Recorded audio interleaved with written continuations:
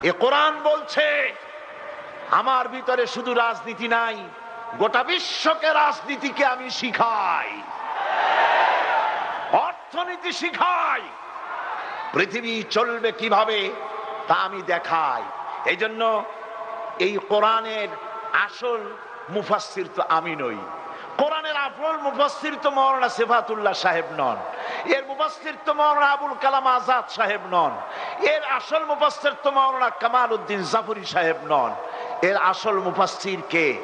কোরআনের আসল মুফাসসির, genuine authentic interpreter, আল্লাহর পক্ষ থেকে নিয়োগ প্রাপ্ত মূল মুফাসসির যিনি, মূল তরজমানুল কোরআন, কোরআনের ভাষ্যকার যিনি, তিনি হচ্ছেন সর্বকালের সর্বযুগের সর্বশ্রেষ্ঠ মহামানব বিশ্বনবী জনাবে মুহাম্মদ রাসূলুল্লাহ সাল্লাল্লাহু আলাইহি ওয়াসাল্লাম।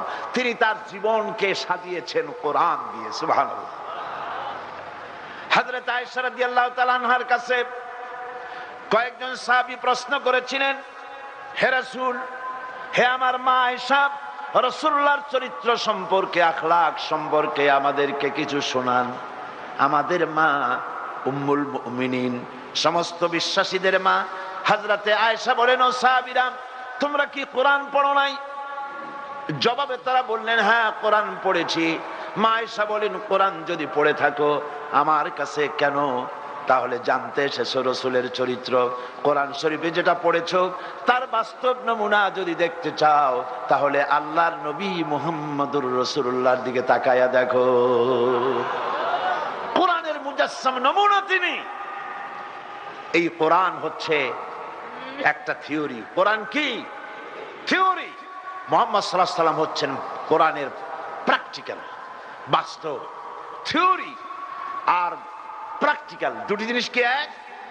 দুটি জিনিস এক। আমি যদি দৃষ্টান্তটা এভাবে দেই, কাগজের উপরে যদি আমি লিখি র দন্তেস্ব গয় ওকার লয় লয় আকার, কি হইল? কি হইল? আপনারা সকলে এখন এটার উপরে চাটা শুরু করেন। মিষ্টি লাগবে?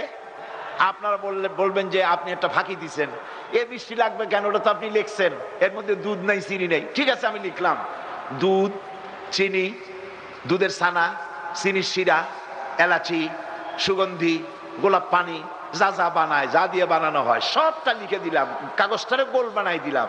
এখন চষেন, মিষ্টি লাগবে? লাগবে না, কারণ আপনি থিওরি চুষতেছেন। কি চুষতেছেন?